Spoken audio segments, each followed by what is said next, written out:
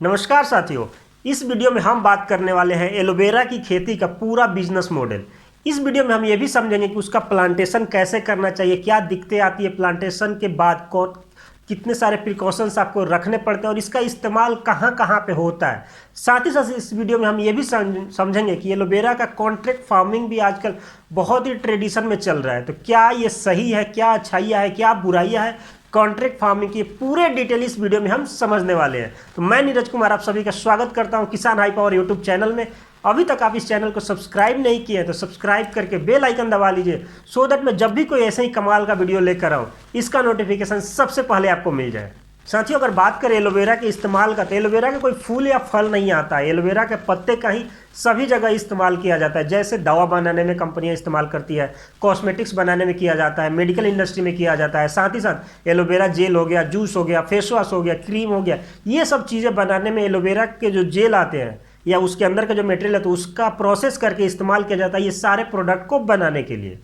अगर हम एलोवेरा के प्लांटेशन से शुरुआत करें तो लगभग हर जगह एलोवेरा का पौधे की खेती की जा सकती है। मेनली इसके लिए अगर थोड़ा भुरभुरा मिट्टी हो या फिर बालू टाइप का मिट्टी हो वो बेटर होता है, लेकिन वो खेत में बिल्कुल भी नहीं करना है जहाँ पे ज़्यादातर पानी हमेशा खेत में लगा रहता है या फिर जिस एरिया में पानी बहुत ज़्यादा बरसात होती है उस खेत में जो पानी का जमाव हो जाता है वहाँ पे एलोवेरा अच्छे से उपज नहीं सकता है। तो जहाँ पे थोड़ा रेतीला मिट्टी है वो सबसे बेस्ट होता है इसके प्लांटेशन के लिए। अब बात करें वैरायटी के लिए, तो देखिए एलोवेरा का जो नर्सरी में जो वैरायटी होता है वहाँ पे ज़्यादातर इंडिगो वैरायटी इस्तेमाल किया जाता है जहाँ पे एक दो पौधे लगाया जाता है। वहीं अगर कमर्शियल का बात करें तो बारबेडिस नाम के जो वैरायटी एलोवेरा को वो इस्तेमाल किसान करते हैं। इसकी खासियत ये होता है कि इसके जो प्रोडक्ट आते हैं पत्ते वो ज़्यादा चौड़े और ज़्यादा लंबे होते हैं। अगर समय की बात करें कौन सा समय बेस्ट सूट करता है एलोवेरा खेती के लिए, तो बरसात वाला जो समय होता है एवरेज अप्रैल से लेकर अक्टूबर नवंबर तक वो सबसे बढ़िया होता है एलोवेरा की खेती के लिए। वहीं ठंडा वाला जो टाइम होता है उसमें उसका ग्रोथ उतना अच्छे से नहीं होता है,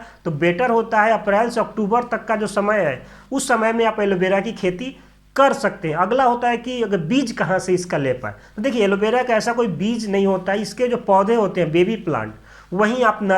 कोई बड़े एक्सपोर्टर से जो आपको सप्लाई करते हो, बड़े किसान से भी आप इसके बेबी प्लांट ले सकते हैं। एवरेज कॉस्टिंग अगर एक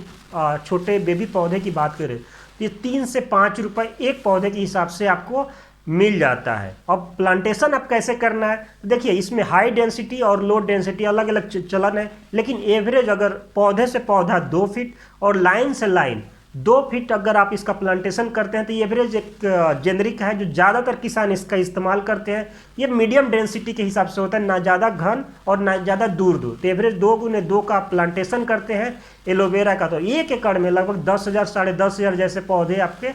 फिट आते हैं 1 एकड़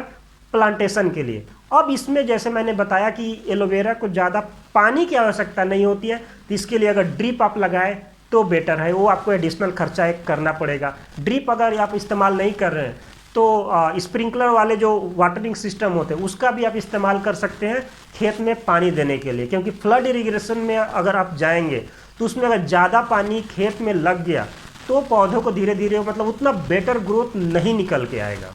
एक बार जो एलोवेरा का जो पौधा लगा है वो तैयार होने में लगभग 10 से 12 महीना, जो पहला प्लांटेशन है वो 10 से 12 महीने का समय लगता है। वहीं अब जो दूसरे प्लांटेशन के मतलब उसके जो बेबी प्लांट आएंगे उसका जो ग्रोथ होगा, या फिर एक बार जब कटाई हो गया उसके बाद जो ग्रोथ है, तो जो सेकेंड आप कटाई करेंगे तो हर 6 महीने के बाद आप कटाई कर सकते हैं। तो एवरेज अगर पहला प्लांटेशन आपको 10 से 12 महीने के बाद आप कटाई कर सकते हैं और दूसरे तीसरे चौथे ये हर 6 महीने के बाद आपको यहाँ से पत्ते की कटाई के लिए प्रोडक्ट रेडी हो जाते हैं। तो एवरेज बात करें तो लगभग ज़्यादातर जो किसान है जो 5 साल तक ऐसा बोला जाता है कि एलोवेरा का प्लांटेशन एक बार आप उसका रोपनी कर दिए तो अगले 5 साल तक वहाँ से हर 6 महीने के बाद कटाई कर सकते हैं, पहला जो कटाई होगा उसको छोड़कर। अब बात करें कौन कौन सा डिजीज, क्या क्या प्रिकॉशंस आपको रखनी पड़ती है, तो एलोवेरा एक ऐसा पौधा है जिसको ना ही कोई जानवर खाता है ना ही नीलगाय आके खाते हैं, तो ये हर तरह से सेफ है। अगर कोई फंगस डिजीज का बात करें तो ऑलमोस्ट कोई डिजीज इसमें कोई फंगस टाइप बीमारी नहीं लगती है, लेकिन हाँ अगर आपके इलाके में ज़्यादा ठंडा पड़ गया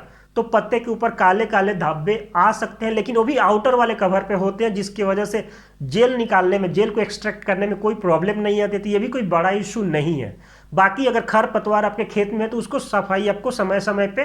करना होगा, थोड़ा देख रेख करना होगा। बाकी एलोवेरा मतलब हर तरह से अच्छा है। अब जो मेन चीज़ें आती है इसकी सेल में और कॉन्ट्रैक्ट फार्मिंग में। तो सबसे पहले अगर कॉन्ट्रैक्ट फार्मिंग की बात करें, क्योंकि बहुत सारे किसान अभी के समय में एलोवेरा की कॉन्ट्रैक्ट फार्मिंग के ऊपर जा रहे हैं, क्योंकि बहुत सारे कंपनीज उन तक पहुंच रही है, वहीं आपको बीज भी देती है, जो बेबी पौधे आते हैं, आपको इरिगेशन के लिए जितने चाहिए होते हैं, स्प्रिंकलर सिस्टम हो गया या फिर ड्रिप इरिगेशन हो गया, ये सारे कंपनीज ही आपको प्रोवाइड करती है। जो मेन दिक्कत आता है इसके कॉन्ट्रैक्ट फार्मिंग में, जब कॉन्ट्रैक्ट ब्रीच हो जाता है, मतलब कंपनीज आपको तो बीज दे दिया, सारे ड्रिप इरिगेशन के सारे सिस्टम्स दे दिया, आपने एक बड़ा इन्वेस्टमेंट करके आपने शुरुआत तो कर दिया, लेकिन होता क्या है कि जब आपका पौधे रेडी होता है 1 साल के बाद, जब आप कंपनीज को पहुंच करते हैं उनसे लेने कि आप आइए और हमारे घर से ये लेकर जाइए जो प्रोडक्ट है, तो कहीं ना कहीं वो बाद में डिनाई करने लगते हैं। मैंने बहुत सारे किसानों से भी बात की, जो मेरा फीडबैक है पर्सनली, तो एवरेज कुछ किसान ऐसे बोलते हैं कि कंपनीज प्रॉमिस तो करती है कि हम जब आपका प्रोडक्ट रेडी हो जाएगा तो हमें इन्फॉर्म करिए, हम आपसे 3 से 5 रुपए 1 kg का लेके जाएंगे। अगर एवरेज एक पौधा जो होता है 3 kg के आसपास तक पत्ता देता है, और जो लेकर जाते हैं लगभग 3 से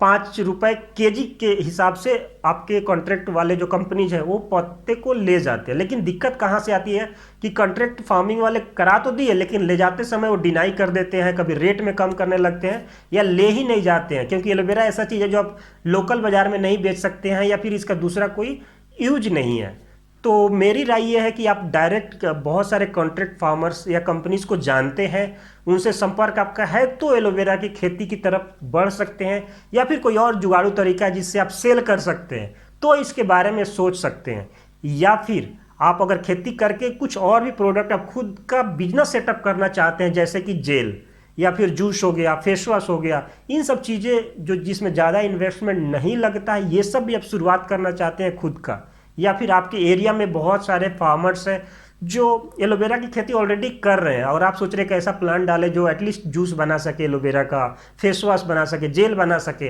तो आप एलोवेरा के बिजनेस के बारे में सोच सकते हैं। साथियों, आशा करता हूँ ये वीडियो आपको पसंद आया होगा, कुछ जानकारी मिला होगा कॉन्ट्रैक्ट फार्मिंग के बारे में। एलोवेरा से मिलते जुलते कितने सारे बिजनेस है जो आप ट्राई कर सकते हैं, या फिर अगर सिर्फ खेती की तरफ जा रहे हैं तो खेती के बारे में। बाकी अभी तक इस चैनल को आप सब्सक्राइब नहीं किए हैं तो सब्सक्राइब कर लीजिए, क्योंकि ऐसे ही बहुत सारे मैं वीडियोज़ लेकर आया हूँ कमाल का, ऑर्गेनिक खेती के बारे में, नए बिजनेस आइडियाज़ के बारे में, बिजनेस मॉडल के बारे में, आप चैनल पर भी जाके देख सकते हैं। तो चलिए जल्दी हम मिलेंगे एक और कमाल के वीडियो में, तब तक के लिए दीजिए इजाज़त, नमस्कार।